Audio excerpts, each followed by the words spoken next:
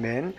여러분, 예배하는 이 시간에 하나님 약속을 붙잡는 시간이 응답이 미리 보이는 귀한 시간이 될 수 있길 바랍니다. 지난주에 우리 박상현 장로, 우리 김현진 권사 그 가정에 연락이 와서 잠깐 이 시간을 가졌는데, 온 이유가 보니까 그 대구에 사시는 박상현 장로님 아버님이 오랫동안 계셨는데 이 4월 23일인가 이 진해로 이사를 오시기로, 그래서 우리 메르디앙 뒤에 있는 어떤 빌라를 이제 계약을 하고 뭐 그런 데 온다 그래요. 그래서 어쨌든 이게 참 이 진해 지역에 참 좋은 지역인 줄 알고 그 더운 대구를 떠나서 이리 오시는구나 그런 생각을 하다가, 어제 제가 우리 창원시에서 나오는 그 이 무슨 신문이 자그마한 게 있잖아요. 창원시본가. 그걸 뒤적거리다가 보니까 우리 마산, 창원, 진해가 통합이 됐잖아요. 10년 전에. 그래서 창원 통합시 이렇게 내가 인구가 100만이 넘는 이제 그런 가운데, 그래서 100만 넘는 뭐 수원이라든지 우리 전국에 있는 그 시장들이 이렇게 힘을 모아가지고 이제 통합, 이게 뭡니까? 광역시를 하려고 하니까, 광역시는 좀 그렇고 특례시라고 이렇게 이제 가칭을 줬는데, 그게 내년부터 시작이 된다네요. 내년부터. 그런데 인구가 100만이 안 돼버리면 이 특례시가 탈락이 된대요. 그래서 우리 창원시가 지금 인구가 보니까 2만 4천인가 이런 딸막딸막해요. 그 왜 그런가 봤더니 출생 숫자보다 사망 숫자가 더 많고 전이 보는 숫자보다 전출하는 숫자가 더 많아서 인구가 어떤 줄었다는 거예요. 이 창원시가. 그래서 1년 안에 인구를 늘려야 되는데 인구가 줄면 어쩌겠냐 이러길래, 그걸 보는 순간에 감사하네. 우리 교회는 대구에서 한 명 오지, 또 우리 김혜진 사님 마침 참석했네. 4월 달에 또 애가 하나 난다 하지. 응? 또 우리 정윤혜 입사도 이제 5월 달에 둘째를 또 놓는다네요. 그래서 하나님 감사하다. 우리 교회 3명은 인구 늘리고 있는데, 그래 하여튼 이 줄어드는 마당에 늘어나는 것은 감사한 일이다, 그런 생각을 참 하게 됐는데요. 여러분, 우리 지난주일에 부활주일을 이렇게 지나고 나서 흔히 우리 해마다 부활주일 되면 부활 하다가 뭐 지나가고, 뭐 또 추수감사이면 뭐 감사 이야기 하다가 또 지나가고, 이래가 될 일이 아니구나. 부활하신 주님이 누구한테 제일 먼저 나타났다고요? 막달라 마리아에게 나타나셨는데, 그 이후로 한 10번 이상을 부활의 주님이 나타나시게 되는, 그 부활의 주님을 체험한 사람들을 우리 함께 점검하는 게 굉장히 소중하겠다, 그래 싶어서 말씀의 제목을 부활을 체험한 사람들 두 번째예요. 우리는 하나님의 응답과 축복을 참 우리가 받기 원하는데, 어떻게 하면 내가 하나님의 응답과 축복을 받게 됩니까? 열심히 뭔가 막 이렇게 예배 의무적으로라도 출석하고, 막 새벽기도 억지로라도 참여하고, 뭔가 이렇게 막 열심을 하면 지성이면 감천이라고 준다, 이런 종교적인 어떤 이 노력의 결과가 응답과 축복받는 게 아닌가, 이런 경우들이 있지요. 누가복음 10장 38절 42절에 그 베다니 마을에 나사로 집에 왔더니 마르다가 예수님이 원하는 것은 상관없이 자기가 막 뭔가를 해가지고 뭔가를 이렇게 대접하고 이렇게 하면 응답이 임하고 축복이 임할 것 같은 이런 성향의 종교적 노력으로 응답과 복이 임한다, 이런 유형의 우리 성도를 의미하지요. 그런가 하면 아니다, 말씀을 잘 지키고 잘 그 노력하고 그러면 하나님의 축복이 임한다, 그죠? 철저하게 그래서 말씀하면서 그걸 애우고, 그리고 막 철저하게 문자주로 나가는데, 그런데 바울은 자기가 그래 살았던 중에 축복은커녕 어떤 자리에 들어갔는가를 갈라디아 1장 14절에서 이렇게 말해요. 내가 동족 중에 유대교를 지나치게 믿어 조상의 전통에 대하여 더욱 열심히 있었으나 교회를 핍박하는 자여 나는 죄인 중에 괴수라. 뭔가 잘 지키고 그렇게 노력하면 될 줄 알았더니 그게 하나님을 거역하는 자리로. 그러면 여러분, 하나님의 응답과 축복이 어떻게 주어집니까? 그것은 주님과 함께함을 누리는 겁니다. 그리고 그 주님을 의지하고 그 주님을 신뢰할 때, 그때 우리 속에 열심을 기대하시면 열심히 나오고, 주님이 나에게 순종을 기대하시면 순종하고, 그런 결과로 주님과 함께함으로 임하는 결과가 축복의 응답이지, 내가 어떻게 하느냐에 따라서 축복이 주어지고 응답이 주어진다고 생각하는 이 종교적 성향에 우리가 치우쳐 있다면 우리가 딱 중심을 잡는 중심이 필요한데, 그래서 시편 71편 5절에 보면 주 여호와여 주는 나의 소망이시여 내가 어릴 적부터 신뢰한 분이십니다. 하나님을 신뢰함이 하나님의 응답과 축복이 임하는, 여러분, 중요한 출발이 되어야 돼요. 그러면 우리가 열심히 내고 막 뭔가 순종하고 하지 말란 말입니까? 그 이야기 아니죠. 그분을 소망을 두고 그분을 온전히 신뢰하고 나갈 때 생명 다하여 충성하게 되고 내 생애를 다 들여서 헌신하게 되는 결과를 누리게 되는 거지요. 말하자면 축복을 받고 응답 받으려고 애쓰는 게 아니라 응답 되신 그 주님과 함께함이 결과로 열심도 나고 헌신하게 되고 순종하게 되는, 여러분, 그 출발이 나로부터가 아니라 그분으로부터 임하는 하나님의 응답과 축복이 우리에게 참 누려지고 확인될 수 있길 바랍니다. 이런 부활하신 주님이 40일 동안 여러 차례 나타나셨는데 제일 먼저 첫 번째는 막달라 마리아에게 나타나셨죠. 근데 막달라 이러니까 우리나라 말하고 너무 같아요. 막달라가 뭐지요? 막달라 뭐 이러는데, 우리 막달라는 지역 이름입니다. 그 아래에 제가 말씀드리는 것처럼 염색 이렇게 기술이 있고 아주 생선을 소금에 절여 가지고 로마에까지 팔 만큼 아주 부유한 지역의 그 마을 이름이 막달라예요. 그래서 막달라 출신 마리아라, 그런 뜻이에요. 그래서 막달라 할 때 막달라 했다는 식으로 하면 곤란하겠죠. 그래서 막달라라는 지역에 그렇게 마리아다. 그런데 이 주님이 이제는 두 번째로 다른 여인들에게 자신의 부활을 보여주셨는데, 오늘 그 본문이 8절부터 10절 내용이 바로 그 내용입니다. 그래서 조금 정리하면, 주일 아침에 천사가 일찍이 새벽에 내려와서 무덤 문을 열었잖아요. 이제 주일 아침이죠. 새벽에 여인들이 예수님 무덤을 찾아왔더니 그 시신이 없는 것을 보고 당황해합니다. 그랬더니 막달라 마리아가 빈 무덤만 쳐다보고 베드로에게 가서 알려줍니다. 베드로, 무덤이 비었어요. 그 이야기를 하고 돌아옵니다. 그리고 나서 그 막달라 마리아가 혼자 예수님 무덤 가까이로 왔을 때, 그때 예수님이 막달라 마리아를 제일 먼저 만나 주셨지요. 막달라 마리아는 예수님을 뭘 알았다고요? 동산 지키는 분으로 알고 시신을 어디에 뒀는지 궁금해요. 이러니까 예수님이 뭐라고요? 마리아여. 그렇게 음성을 들으니까 주님이시구나. 그 첫 번째 만났잖아요. 그리고 나서 이제 무덤에 남아있던 그 다른 여인이 그 예수님의 그 부활을 천사들을 통해 알게 되고, 베드로도 달려가 보고, 뭐 이런 과정 중에 어쨌든 막달라 마리아가 처음으로 주님 만났고, 두 번째는 제자들에게 무덤 비었다는 이야기를 말해준 여인들이 다시 무덤 쪽으로 오다가 막달라 마리아 만난 이후에 두 번째로 이 여인들이 주님의 부활을 만나게 되는데, 오늘 마태복음에는 그냥 여자들이라 그러지 이름이 안 나와요. 그래서 마가복음과 누가복음을 정리해 보니까 그분들이 누구냐니까 야고보 어머니 마리아고, 두 번째는 살로메고, 세 번째는 요한나예요. 요 세 명의 여인에게 두 번째 주님이 부활을 나타내십니다. 그러면 야고보의 어머니 마리아가 누구냐면 마가복음 16장 1절에 나오는데요. 안식일이 지남에 막달라 마리아와 야고보의 어머니 마리아, 살로메가 무덤으로 가니, 이 야고보의 어머니 마리아가 누구냐니까 글로바의 아내입니다. 이 글로바가 누구지요? 엠마오로 가는 두 제자 중에 한 명 이름이 글로바라 되어 있지요.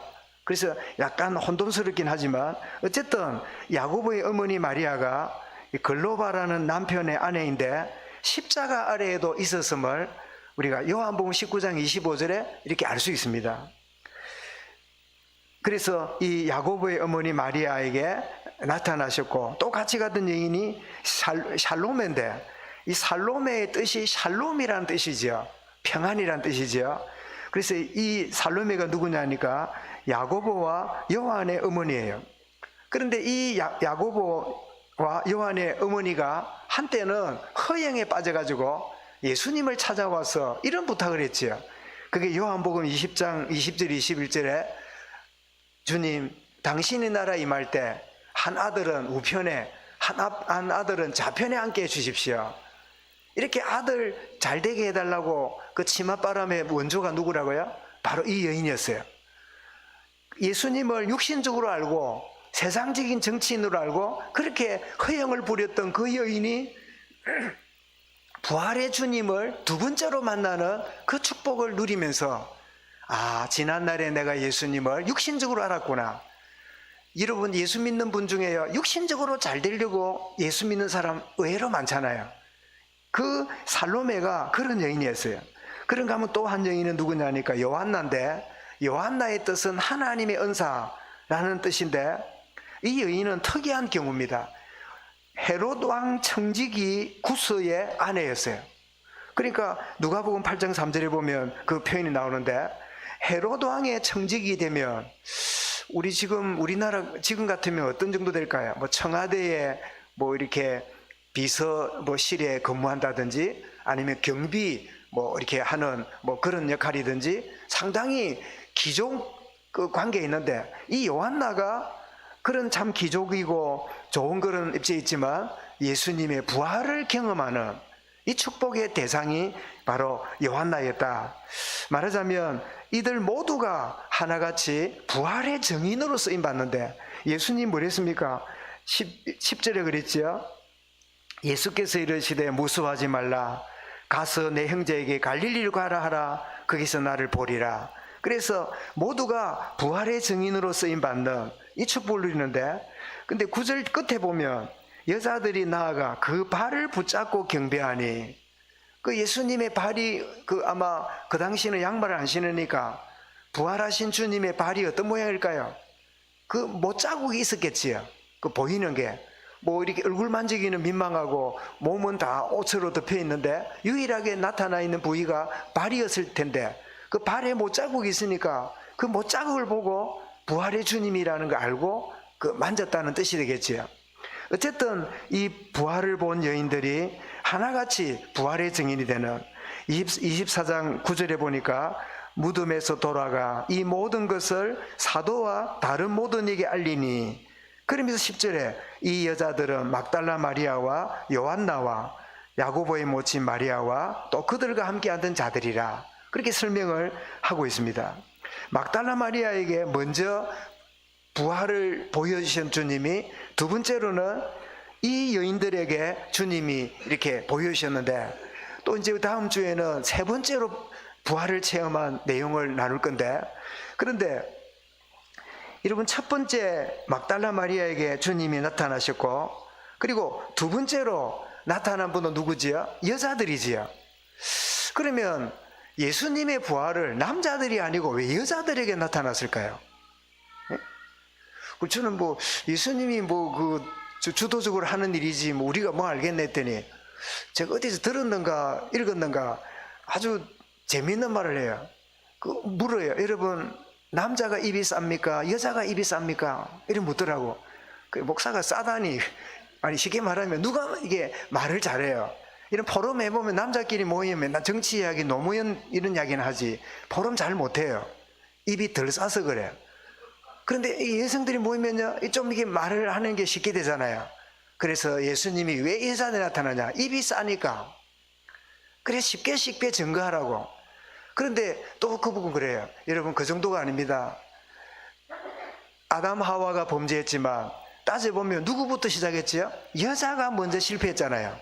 그래서 하나님이 여인들에게 은혜를 먼저 주시려고 여자에게 나타났다 이러는데, 그는 제 의견이 아니라 그런 이야기가 있다, 그 이야기입니다. 어쨌든 입이 싸나 싸나 주님의 부활을 경험한 이들이 다 부활의 증인으로 쓰임받았어요.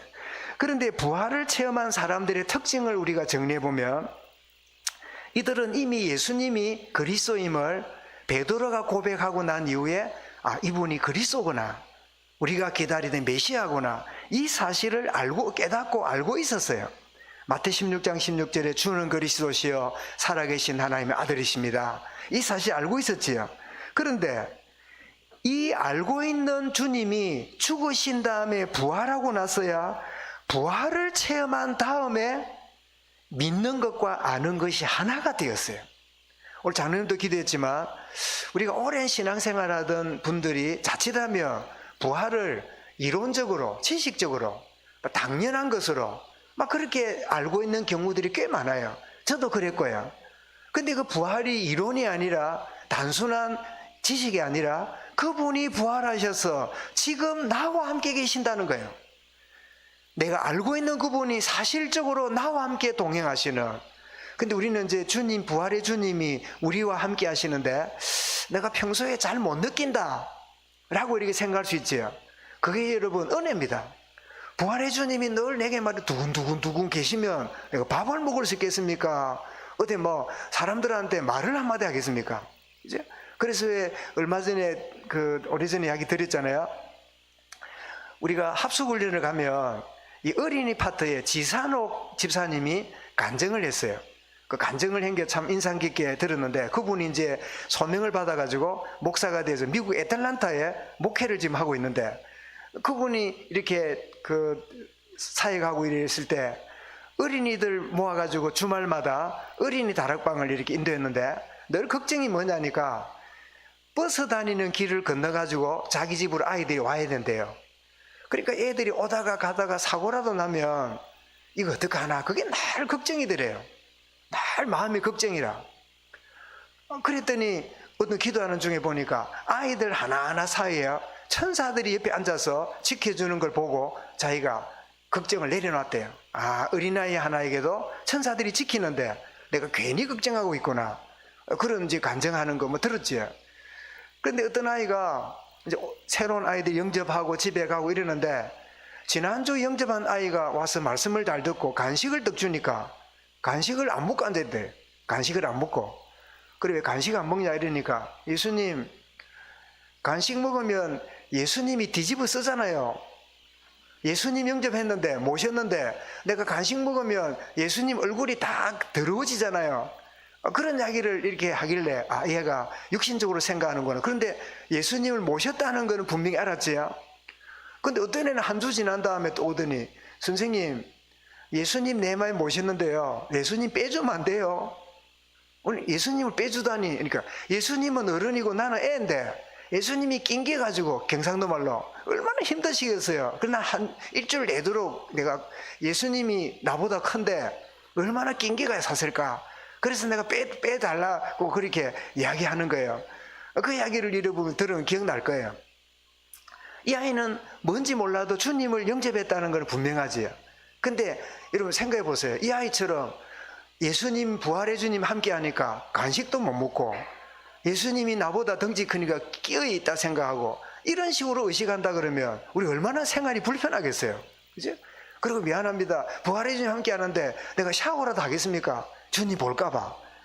말하자면 주님이 함께 하지만 육신적으로 막 느껴지고 막 두근두근하고 막 그냥 눈물이 나고 늘 그런 감정적이고 감각적으로 임한 게 아니라 영으로 함께 하시는 거죠.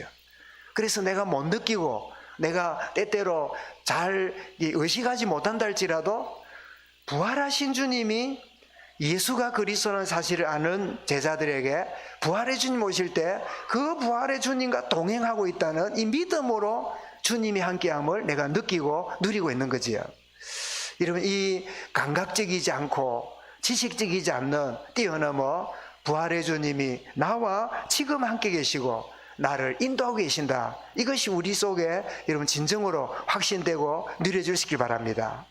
이 사실을 누렸는데 그래서 에베소 4장 13절에 우리가 다 하나님의 아들을 믿는 것과 아는 일에 하나가 되어 온전한 사람을 이루고 주님이 나와 함께 계심이 분명한 것을 여러분 우리가 잘 느끼지 못하고 감각이 없을지라도 주님이 함께함이 느껴지는 것은 그래서 여러분 주님이 나와 함께 하심을 깨달으라고 주님이 나와 동행함을 때로는 체험하라고 우리에게 가끔씩 그 상황을 주십니다. 그때가 언제일까요? 그때가 위기요, 그때가 실패요, 큰 낭패를 겪을 때, 놀라운 나의 한계를 경험하고 때로는 나의 좌절을 경험하고 내가 때로는 말할 수 없는 큰 고난을 경험할 때, 그때 주님이 나와 함께 하심을 그때 우리가 발견하게 되는데, 그때 우리는 이렇게 말합니다. 평소에는 주님 나와 함께 안 하더만은 어려울 때 찾아오셨네, 이렇게 표현해요. 아니요, 주님 뭐라고요? 내가 세상 끝날까지 너와 항상 함께 있었는데 다만 이때 네가 느낄 뿐이야. 그래서 이와 같은 원리로 여러분 지금 여러분 앉아 계시는데 여러분 숨을 쉬고 계십니까? 여러분 숨을 지금 쉬고 계시지요? 근데 평소에 느낍니까? 못 느낍니까? 잘 못 느낍니다. 내가 숨 쉬고 있다는 걸 느끼는 거는 어디 잠들 때나 뭐 이럴 때 몰라도 평소에는 내가 숨 쉬는 거 안 쉬는 걸 못 느껴요. 그런데 숨 쉬는 거를 느끼지 못할지라도 나는 숨을 쉬고 있잖아요. 근데 언제 숨 쉬는 걸 느낍니까? 공기가 굉장히 안 좋은 뭐 이런 데 갈 때, 아니면 내가 막 달리기를 좀 해가지고 막 헐떡거릴 때, 아니면 막 계단을 막 한참 올라가거나 이럴 때 막 그냥 숨이 가쁘고 이러져요. 그때 뭘 느낍니까? 그래, 내가 숨 쉬고 있는 걸 몰랐네. 내가 못 느낄 뿐이지 뭐예요? 나는 숨 쉬고 있는 거예요. 내가 숨을 안 쉰다면 뭐죠? 그럼 나는 시체잖아요. 부활의 주님이 내가 못 느끼고 있을지라도 그리스도를 깨닫고 그 주님을 영접한 자는 영원히 나와 함께 계시는 거예요. 이 주님을 체험하게 되고, 더 나아가서 부활하신 주님이 나의 모든 삶의 주인이십니다. 나의 모든 삶을 주관하는 창조주 하나님이십니다. 이것이 고백되는 게 부활의 주님을 체험한 사람의 특징이에요. 요한 20장 28절에 나는 예수님 손을 만져보고 옆구리 손을 넣지 않고는 예수 못 믿는다. 예수님 부활을 나는 절대로 인정 못해. 누가 한 말이지요? 도마였잖아요. 그때 주님이 도마가 있을 때 와서 내 손을 만져보고 옆구리에 손을 넣어봐라. 네가 본고로 믿느냐 보지 않고 믿는 자가 복되도다. 그때 했던 고백이 뭐지요? 바로 도마가 하는 말입니다. 주님은 나의 주인이시요 나의 하나님이십니다. 이 의심을 뛰어넘은 도마는 역사서에 보면 인도에까지 가서 복음 전하다가 대로 만든 창에 찔려서 순교당하는 부활의 증인으로 쓰임받은 거예요. 여러분 정말 진짜 주님이 나의 부활의 주님이 함께함이 믿어지면 매사에 주님이 나의 주인됨을 인정하게 돼요. 매사에 절대 불가능에 절대 능력으로 함께 하시는 창조주 하나님을 신뢰하게 돼요. 그게 뭐지요? 그게 부활의 증인입니다. 부활의 증거입니다. 그래서 여러분 어떤 책 제목에도 있지요. 예수라면 어떻게 할 것인가? 이런 매 순간마다 이런 이야기를 듣고 이런 문제를 만나고 이런 위기를 만날 때 내 본성과 습관대로 반응하는 게 아니라 주님이라면 어떻게 하실까? 주님이라면 이 상황에 어떻게 하실까? 여러분 스데반이 복음 전하다가 동족에게 돌을 맞아가지고 막 피투성이가 되고 돌을 던지는 그 아픔도 아픔이지만 돌 던지는 사람을 보니까요 우리 친척이라, 저 돌 던지는 저 친구를 보니까요 내 학교 동창이라, 돌을 던지는 저 사람 보니까요 나하고 친구라. 여러분 복음과 함께 있다가 어림을 당할 때 가장 가슴 아픈 일은 욕먹는 것보다 그 관계들이 좋은 사람이 이 복음 못 깨닫고 비난할 때, 뭐 2단 3단 말할 때 그게 우리가 마음이 최고 아프잖아요. 그러니 여러분 지금 막 돌을 던지는 이 무리들의 돌도 아프지만 던지는 그들과의 관계를 생각하니까 스데반이 얼마나 마음이 아프겠습니까? 그런데 스데반은 부활의 주님의 증인이 맞아요. 주님이 주인 되시고 하나님이 나의 아버지 되심을 고백한 사람이 뭐라고 고백합니까? 이때 내가 어떻게 하지? 주님이 기억나지요? 나의 주인 되신 주님이 뭐라고요? 저들을 용서하옵소서, 자기들이 뭐 하는지를 알지 못함입니다. 여러분 그 십자가 위에 주님의 고백이 스데반의 입에서 고백되잖아요. 뭐라고 고백합니까? 아버지여 저들을 용서하옵소서, 자기들이 뭐 하는지를 알지 못함입니다. 이거는 주님이 주인 되기 때문에 나오는 고백이에요. 사랑하는 성도 여러분, 여러 가지 문제와 위기와 한계를 만날 때 내 본성, 내 각인된 대로, 나의 신념대로가 아니라 주님이 주인 되심이, 주님이 나의 하나님 되시는 전능하신 하나님으로 능력을 의지할 때 여러분 내려놓을 수 있고, 내가 참 핍박을 당할지라도 함께 여러분 싸우지 않는 그런 여러분 양보할 수 있는 이유는 주님이 나의 주인이시고 하나님이 나의 아버지 되시기 때문임을 고백할 수 있는데, 그게 뭐라고요? 그게 부활의 증거라 이 말씀이에요. 여러분, 부활의 증거가 내 삶 속에서 나타나게 하옵소서. 그래서 여러분, 내가 숨을 쉬는지 안 쉬는지 알기 원한다면 어떻게 하면 됩니까? 달리기를 한 100m 해보세요. 그럼 금방 내가 숨을 쉰다는 거 압니다. 여러분, 부활의 주님이 나와 함께 하는지 안 하는지 여러분들 알고 싶으면 한번 기대해 보십시오. 그러면 여러분의 큰 위기 내지는 문제를 주실 겁니다. 그럴 때 여러분들이 주님이 함께 하시구나, 주님이 나와 동행하시는구나. 여러분들이 마음에 선택하시기 바랍니다. 목사님, 나는 아무 문제 없어도 부활의 주님을 의지하고 동행하고 싶어요. 1번. 2번, 확인해 보기 위해서 문제, 위기, 큰 낭패를 겪고 싶어요. 2번. 한번 선택하시기 바랍니다. 1번입니까? 2번입니까? 1번 다 되시기를 주의는 축원합니다. 그죠? 이래도 안 되면 2번을 통해서라도 깨닫기 중요하겠지요. 말하자면 갈라디아 2장 20절이 고백에 개인화되고 사실화되는 거예요. 바울이 뭐라고 고백했지요? 내가 그리스도와 함께 십자가에 못 박혔나니 그런즉 이제 내가 산 것이 내가 아니요 내 안에 그리스도가 사신 것이니 그런즉 그를 믿는 믿음 안에서 사는 것이라. 이게 부활의 주님을 체험한 사람이 고백할 수 있는 내용이에요. 뭐라고요? 내가 그리스도 안에 십자가에 못 박혔고 주님이 내 삶의 주인이 되시는 거예요. 나는 누굽니까? 나는 십자가에서 못 박힌 지난 사람이에요. 옛 사람이에요. 지금 누구지요? 주님과 함께하는 새로운 사람이에요. 여러분, 갈라디아 2장 20절이 개인화되고 사실화되는 축복이 이 한 주간 계속 누려지길 바랍니다. 자, 그러면 부활을 체험한 사람이 이 이후의 생애가 어떻게 쓰임받았을까요? 우리가 부활의 주님을 체험하는 거 중요하잖아요. 그리고 체험한 다음에 내가 그 주님과 동행하는 거, 함께하는 걸 확인하는 거 중요하잖아요. 근데 문제는 뭐지? 일순간이 아니라 계속적인 이후의 생애입니다. 이후의 생애를 볼 때 이런 부활의 주님과 동행하는 인생을 평생토록 누리게 되는 거예요. 여러분, 찬송가 430장이 뭐지요? 주와 같이 길 가는 거 즐거운 일 아닌가? 그러면서 후렴에 가서 뭐라고 고백됩니까? 한 걸음 한 걸음 주 예수와 함께 날마다 날마다 우리 걸어가리. 우리 후렴 한번 불러볼까요? 한 걸음 한 걸음 주 예수와 함께 날마다 날마다 우리 걸어가리. 이게 여러분 부활을 경험한 이후의 생애입니다. 우리는 이렇게 알고 있고 또 우리가 말하면 다 기억이 나는데 이게 연관이 안 되니까, 아는 것과 믿는 것이 연결이 안 되니까 날마다 날마다 한 걸음 한 걸음 주님과 동행하는 삶이, 우리 찬송도 부르는데 문제만 만나면, 무슨 상황만 벌어지면 이것 따로 저것 따로 그렇게 했다는 경우들이 많잖아요. 요즘도 그런 식당에 그런 메뉴가 있습니까?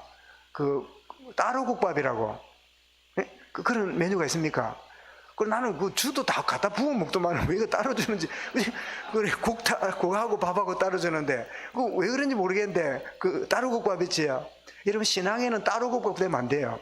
주님과 동행하고 주님과 함께하며, 그죠? 그리스도가 내 안에, 내가 주 안에 주님과 동행하는 날마다 한 걸음 한 걸음 주 예수와 함께 날마다 날마다 우리 걸어가리. 여러분, 주님과 동행하는 이 삶이 여러분 마음속에 주님, 부활의 주님이 나와 함께 동행해 주십시오, 그런 기도하면 안 됩니다. 주님이 나와 동행함을 날마다 확인하고 누리게 하여 주옵소서. 그죠? 그래서 왜 그런 여러분 시 아시지요? 나는 주님과 함께 걸었네. 두 발자국은 주님 발자국, 두 발자국은 나의 발자국. 그런데 웬일인가 내가 위기를 만나고 어려울 때 두 발자국은 없어지고 나의 두 발자국만 남았네. 내가 어려울 때 보통 때 같이 가던 주님은 어디 가고 나의 발자국만 남고 주님은 어디 가셨는가? 나는 깨달았네. 그 두 발자국이 나의 발자국이 아니라 주님이 나를 업고 걸어가신 주님의 두 발자국이었네. 이런 주님이 나와 동행하는 이 사실이 여러분 신비도 아니고 이론도 아니라 사실화되는 축복의 여러분 생애가 될 수 있기를 바랍니다. 그런가 하면 이 주님이 나와 동행한다는 말을 우리는 주님의 영이신 성령의 인도받음을 의미합니다. 여러분 예수 믿는 순간에 하나님의 성령이 우리 안에 영원히 거하시잖아요. 고린도 3장 16절 뭐라고요? 너희 몸은 하나님의 성령이 거하는 성전인 줄을 알지 못하느냐? 주의 성령이 우리 안에서 이렇게 나를 인도하시는데, 이런 사도행전 8장에 보면 일곱 집사 중에 빌립이 그 8장 26절에 보니까 주의 사자가 저 광야로 내려가라는 그 지시에 빌립이 내려갑니다. 내려갈 때 육신적으로 볼 때는 광야에는 도둑놈도 많고 강도도 많고 거기는 할 일도 없는데, 거기 뭐 나도 여자라서 쑥 떠들어 가는 것도 아닌데 왜 내가 들판으로 가야지? 이게 육신적인 생각이지만 영이 자기를 강하게 이끌므로 순종하 갔더니 누구를 만납니까?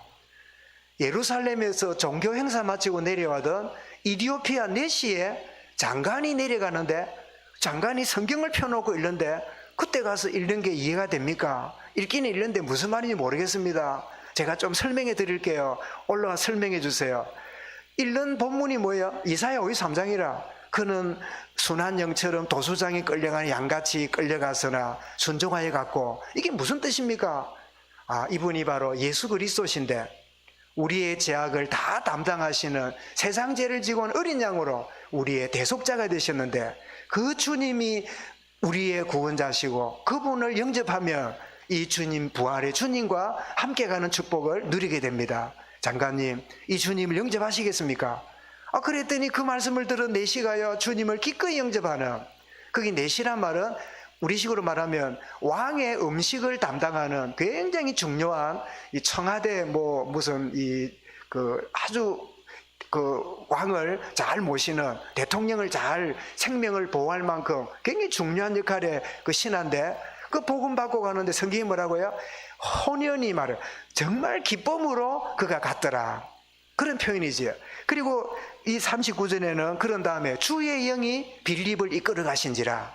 이게 보세요. 주의 영에 이끌리는 받는, 주의 성령이 주시는 깨달음 속에 나아가는, 이것이 뭐지요? 부활에 만난 이후의 인생이에요. 주님과 동행한다는 말은 내 속에 있는 성령님의 여러분 깨닫게 하고 생각나게 하고 나를 이끌어 가시는 자리로 나아가는 거지요. 여러분 경험했을 겁니다. 말씀을 듣거나 교회 광고를 떡 들을 때 우리의 영과 우리의 본성이 두 가지가 작동합니다. 여러분 이번 주간에 이게 필요합니다. 여러분 이런 헌신이 필요합니다. 이런 시간이 필요합니다. 이럴 때 영이 딱 작동할 때 저기에 내가 시간과 중심과 헌신해야 되겠구나, 이 작동되고, 이어서 본성이 딱 올라옵니다. 바쁜데 하고 내가 형편이 그건 누가 하겠지 이런 두 가지가 딱 올라올 때 성령 인도가 뭐지요? 주님의 성령 주시는 마음을 선택하고 쫓아가는 게 영의 인도 받는 거예요. 근데 대부분은 영이 주는 생각보다도 그 다음에 오는 오랫동안 각인되어 있는 나의 신념이 나를 끌어가는 경우가 대부분이지요. 그죠? 이러니까 저러니까 그러니까 이렇게 나도 모르게 영이 움직이지만 때로는 육이 또 우리를 사로잡아버리는 이런 자리에 들어갈 때가 많지요. 그래서 성령 인도가 뭐냐? 하나님이 주시는 성령의 인도하심에 딱 중심을 담고 나가는 거다. 여러분 이 이야기를 제가 말씀을 드리면 여러분 속에는 그렇다. 여러분 중에는 50%를 딱 가지고 따져보면 나는 주로 딱 말씀을 듣거나 기도하다 깨달아지거나 누구 이야기를 들을 때 이래야 되겠네 라고 하는 영이 주는 생각 50%. 그래도 그렇지 내가 바쁜데 누가 하겠지 내 형편이 나는 바빠서 이런 생각 50%. 이래 이제 이거 50%가 되면 그걸 보고 뭐라 그래요? 이걸 보고 갈등이라 그래요. 갈등. 늘 갈등해요. 50% 50%. 그러니까 이것도 아니고 저것도 아니고 안 하는 것도 아니고 하는 것도 아니고 날 막 그냥 해야지 하는데 안 되고 안 해야지 하는데 마음이 찔리고 날 이렇게 50% 50%니까 막 이게 막상 막하라. 그죠? 딱 두 마리의 소가 머리를 대고 막 미는데 막 이게 그래요. 그런데 이제 육신의 쪽에 쫙 밀리기 시작하면 뭐예요? 육신적인 삶을 사는 거예요. 육에 이제 지배받는 거예요. 그죠? 그걸 보고 뭐래요? 이제 불신앙이고 이제 세속화를 말하죠. 반대로 이 영의 힘이 있어갖고요. 이게 있는데 이게 60%, 40%, 70%, 30% 이래 나가면 어떻게 돼요? 막 육신적인 갈등과 고민이 있지만 영의 힘이 크니까 나는 뭐예요? 영의 인도받는 사람 되는 거예요. 그래서 제가 숫자를 말하는 죄송한데 3분의 2가 66%, 67%잖아요. 그래서 3분의 2만 되면 이거는 하나고 이게 둘이니까 다수가 되잖아요. 66% 넘어가면 나는 성령 충만이라고 생각합니다. 여러분 성령 충만이라고 육신적인 생각이 없냐? 늘 있어요. 여러분 영의 인도 받는데 세상적인 계산이 안 되냐? 돼요. 내가 하나님의 인도 받으면 아무것도 안 보이고 세상에 아무것도 안 보이고 그러냐? 다 보여요. 그런데 하나님의 영의 힘이 강해지면 이것을 뛰어넘는 축복을 누리게 되는 거죠. 그죠? 여러분 세상에는 여러분 제가 이거를 두면 어찌 될까요? 1번 둥둥 떠다닌다, 2번 떨어진다, 3번 모른다. 어찌 될까요? 떨어지지요. 왜 떨어집니까? 이게 중력입니다. 중력. 잡아당기는 힘이 있지요. 여러분 나이가 드시면 이 볼이 처지고 눈도 이렇게 처지고 전체가 처지지요. 왜 그런지 압니까? 늙어서가 아니고 중력이 땡겨서 그래요. 중력이 우리 살도 땡깁니다. 그래 여러분 많이 걸어 땡기면 막 사람이 주저앉고 싶지요. 중력이 땡겨서 그래요. 그런데 당기다가 앉으면 어때요? 편하지요. 누우면 어때요? 편하지요. 중력으로부터 자유하기 때문에 땡기는 힘이 있어요. 그러면 달 날아가면 주름 생길까 안 생길까? 달 날아가면 주름 안 생겨요. 왜? 땡기는 힘이 없어. 그러면 혹시 주름 많거든 달 날아가시면 돼요. 그죠? 그런데 여러분 이 중력을 뛰어넘는 희한한 교통수단이 하나 있어요. 그게 뭘까요? 이 중력을 차고 올라가는 양력이라는 힘으로 비행기가 떠올라요. 하나님 우리에게 주와 동행할 때 성령 인도 받을 때 떨어지는 중력이 아니라 차오르는 양력이 우리에게 있는 거예요. 그걸 보고 이사야는 뭐라고요? 오직 여호와를 앙망하는 자는 새 힘을 얻으리니 독수리 날개치며 올라갈 것 같으시며. 여러분 중력에 노예되지 말고 떠오르는 양력의 축복을 누리시기 바랍니다. 그런가 하면 여러분 제가 이거를 물에다가 집어넣으면 어찌 됩니까? 물속으로 들어가지요. 그죠? 떨어지지요. 근데 이렇게 하면 어떻게 될까요? 물에 뜨지요. 그걸 보고 뭐라 합니까? 물에 넣으면 들어가야 되는데 이걸 보고 부력이라 하죠. 부력. 물이 받쳐주는 힘이 있지요. 여러분 자연 세계에도 일반적인 다른 힘이 뭐가 있어요. 우리에게 주는 메시지예요. 하나님이 주시는 참된 영적 힘을 얻으면 내가 세속적인 힘을 뛰어넘는 영적인 양력이 내게 생기는 거예요. 여러분 주님과 동행한다는 말은 내 속에 있는 성령님이 원하시는 바를 여러분 한 걸음 한 걸음 여러분 선택하다 보면 이제부터 선택이 쉬워져요. 근데 한두 번 선택하는 맛을 못 보는 교인들이 많아요. 항상 이쪽에 힘이 강해요. 늘 생각은 해요. 그런데 항상 밀려요. 근데 여러분 한 번쯤 맛을 보고 나가면 드디어 하나님 주시는 성령의 인도하심이 자유함이고 해방이요 승리라는 걸 경험하기 시작합니다. 그것이 바로 주님의 영에 인도받는 자지요. 더 나아가서 이런 부활을 체험한 상의 이후의 생애가 뭐지요? 본 것을 말하지 않을 수 없는 그런 인생이 돼요. 여러분 사람은요 본 것을 말합니다. 여러분 보십시오. 여러분 저를 보면 제가 어떤 인생 살았는가가 좀 느껴지지요. 우리는 말 안 해도 내가 본 것과 내 경험한 것을 표현하고 살아요. 아, 저 사람은 저렇게 살았겠구나. 이런 사람은 저렇게 또 지냈겠구나. 이런 부활의 주님을 체험한 이후의 생애 뭐지요? 본 것을 말하지 않으면 안 되는 강력한 정인 인생으로 살아가게 되는 게 부활을 만난 이후의 인생이에요. 여러분 사도행전 4장 20절에 부활의 주님 만난 베드로가 막 예수를 죽은 자를 왜 살아났다 말하느냐고 사내들인 공회가 막 위협을 하니까 그때 했던 말이 사도행전 4장 20절 뭐라고요? 베드로가 겁 많던 베드로가 여자아이 때문에 주님 모른다고 부인하고 저주했던 그 베드로가 부활의 주님 만나고 성령님하고 나서 뭐라고요? 우리는 보고 들은 것을 말하지 아니할 수 없노라. 여러분 어떻게 가능합니까? 그 부활의 주님과 함께하고 부활의 주님의 성령인도 받고 주님과 동행하기 때문에 말하지 않을 수 없다다. 말했다가 무슨 일이 벌어질지 여러분 뻔히 알지만 그 베드로가 말하지 않을 수 없는 거예요. 그죠? 그때 뭘 말입니까? 4장 12절에서 말했습니다.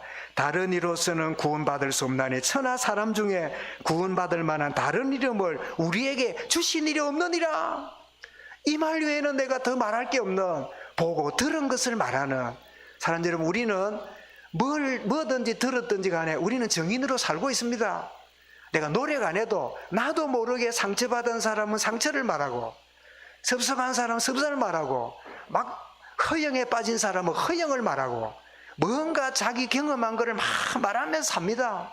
말 안 해도 가만히 있어도 표정으로 사람들이 영향을 주고 삽니다. 부활의 주님이 함께하는 자는 부활의 증인으로 살아가는 거예요. 여러분 정체되는 신앙이 아니라 머무는 신앙이 아니라 내가 그때 그랬어, 나도 한때 잘 믿었어, 나도 한때 이렇게 해서가 아니라 계속적으로 나아가는 인생, 계속 순종의 걸음으로 주와 함께 걸어가는 인생, 부활의 주님 만난 인생의 특징인 거예요. 여러분 머무는 인생은 뭐지요? 바벨탑 쌓는 인생이고 나아가는 인생은 아브라함의 인생입니다. 한 여러분 창세기 11장에 쌓아두고 머무르는 인생 되지 말고 그 주님과 함께 나아가는 순종으로 인도받는 아브라함의 생애가 될 수 있기 바랍니다. 그래서 바울이 로마서 8장 13절 14절에 너희가 육신대로 살면 반드시 죽을 것이로되 영으로서 몸의 행실을 죽이면 살리니 무릇 하나님의 영으로 인도하심을 받는 사람은 하나님의 자녀라. 우리가 누굽니까? 하나님의 자녀입니다. 하나님 자녀, 주님은 나의 주인이시고 하나님은 나의 아버지이십니다. 이 고백하면서 인도받는, 그러면 결론적으로 이 부활을 어떻게 체험합니까? 이거는 제목이 어찌 보면 잘못되어 있어요. 부활을 체험하는 게 아니라 부활의 주님이 찾아오십니다. 어떤 자에게요? 영생 주시기로 작정된 자에게. 여러분 예수님이 그리스도라는 사실을 마태 16장에서 그들이 고백했잖아요. 근데 마태 28장에서 주님이 부활하고 나서 부활의 주님을 만나잖아요. 그래서 예수님 당시에는 그리스도 깨닫는 시간표와 부활의 주님을 경험한 시간표가 시차가 있었습니다. 그러나 지금 어떻습니까? 지금 주님을 영접한다는 말은 부활의 주님을 영접한다는 뜻이에요. 우리는 시차가 없습니다. 그죠? 내가 구원받았다는 말은 구원의 주님이 성령으로 내 속에 들어오시는 거예요. 그러니까 초대교회 때는 예수님 그리스도 대신 신앙 고백 시간표, 그리고 주님이 죽으신 다음에 부활한 시간표, 그리고 50일 뒤에 마가다락방에 성령이 임한 시간표, 이게 시차가 있었잖아요. 그런데 지금 어떻습니까? 우리가 주님을 복음을 듣고 영접하는 순간에 예수가 그리스도시요 부활하셨고 성령으로 함께 하심이 동시적으로는 우리는 막 축복의 자리에 사는 거예요. 그죠? 얼마나 축복입니까? 이 엄청난 축복의 세트가 그때는 시간별로 주어졌는데 지금은요 동시적으로 주어지는 거예요. 예수 안에 종합 선물 세트가 우리한테 한꺼번에 오는 거예요. 어떤 자에게요? 영생 주식으로 작된 자에게 부활의 주님이 임하시는 거예요. 여러분 성령 주식으로 작정된 자들이 맞다면 이미 여러분은, 저와 여러분 부활의 주님을 모시게 된 거예요. 부활의 주님이 임하신다. 사도행전 13장 48절에 영생주시 약정자라고 말했죠. 그런가 하면 여러분 이제 우리가 예수를 믿고 내가 있는데 왜 나는 냉랭하고 부활의 주님 함께함을 못 누립니까? 사모함이 우리에게 필요해요. 여러분 자기를 바라는 자, 간절히 사모하는 자에게 임한다고 히브리 9장 28절에 이렇게 말씀합니다. 이와 같이 그리스도도 많은 사람의 죄를 담당하시려고 단번에 들이신 바 되셨고 구원에 이르게 하기 위하여 죄와 상관없이 자기를 바라는 자들에게 두 번째 나타나시리니, 이게 두 번째라는 의미는 이런 의미가 있습니다. 예수님이 탄생하신 것은 초림이잖아요. 그리고 두 번째 온다는 말은 재림을 의미한다 볼 수 있지만, 또 우리에게 적용하면 첫 번째는 언제입니까? 초대교회에 임하셨던 주님이 그 이후에 이런 구원받은 모든 성도들에게 나타난 것은 뭐라고요? 두 번째 오시는 거예요. 두 번째 임하시는 은혜가 있다는 거예요. 어떤 자에게요? 바라는 자들에게. 주님, 부활을 체험한 막달라 마리아처럼, 부활을 경험한 이 여인들처럼 주여 나에게도 두 번째로 부활의 주님을 경험하고 누리기 원합니다. 이런 사모하는 자에게 주님의 부활의 역사가 시작하는 거예요. 더 나아가서 부활을 어떻게 체험합니까? 구하는 자에게 성령이 오시게 되므로 부활의 주님이 나와 함께함을 깨닫고 확인하고 누리게 됩니다. 여러분, 누가복음 11장 9절부터 12절에 보면 구하라, 찾으라, 문을 두드리라. 구하면 얻을 것이고 받을 것이고 찾은 자가 찾을 것이고 두드리는 자가 열릴 것이리라. 너희가 아버지 된 자가 생선 달라는데 뱀을 주고 알을 달라는데 정갈을 줄 자가 누가 있겠냐. 그러면서 구하는 자에게 마태복음 7장에서는 좋은 것을 주시지 않겠느냐 이랬는데요, 누가복음 여러분 11장 13절에서는 좋은 것을 이렇게 표현합니다. 너희가 악할지라도 좋은 것을 자식에게 줄 줄 알거든 하물며 너희 하늘 아버지께서 구하는 자에게 뭐를요? 성령을 주시지 않겠느냐. 우리는 마태복음 7장에서 내가 바라는 좋은 거라 얘기하는데 누가는 좋은 게 뭐라고요? 성령을 주시지 않겠느냐. 그렇다면 여러분, 구하는 자에게 성령이 임하게 될 때, 성령이 역사하게 될 때 그 부활의 주님과 함께함을 확인하고 체험하고 누리게 된다, 그 말씀이에요. 영생주식으로 작정된 자에게 임하신다고 했습니다. 자기를 바라는 자들, 간절히 사모하는 자에게 두 번째 임한다고 했습니다. 그리고 구하는 자에게 성령으로 우리에게 임한다고 하셨지요. 오늘 부활을 체험한 이 여인들의 축복이 참 부활의 주님을 만나고 부활의 주님, 갈라디아 2장 2절이 사실화되고 머무는 신앙이 아니라 계속적으로 주님 인도받는 가운데 부활의 주님과 동행하는 그런 축복의 생애가 계속되어질 수 있기를 살아계신 주 이름으로 축원합니다. 감사합니다. 주님, 여인들에게 자신의 부활을 드러내셨던 주님, 이들에게 부활의 주님이 임하심으로 일평생 다하도록 정인으로 살아간 축복의 은혜를 주신 주님, 오늘 이 시간도 영생주시로 작정된 저들에게 두 번째 나타나기를 기다리며 사모하는 저들에게, 구하는 자에게 성령으로 임하시는 이 축복의 은혜를 맛보아하는 우리 모든 성도들, 우리 모든 자녀들 되어지도록 인도하여 주옵소서. 현실과 상황에 매여 있는 사는 인생이 아니라 부활의 주님과 동행하며 성령 인도받는 그런 걸음 되도록 저들을 주관하여 주시옵소서. 주 예수 그리스도 이름으로 기도드리옵나이다. 아멘.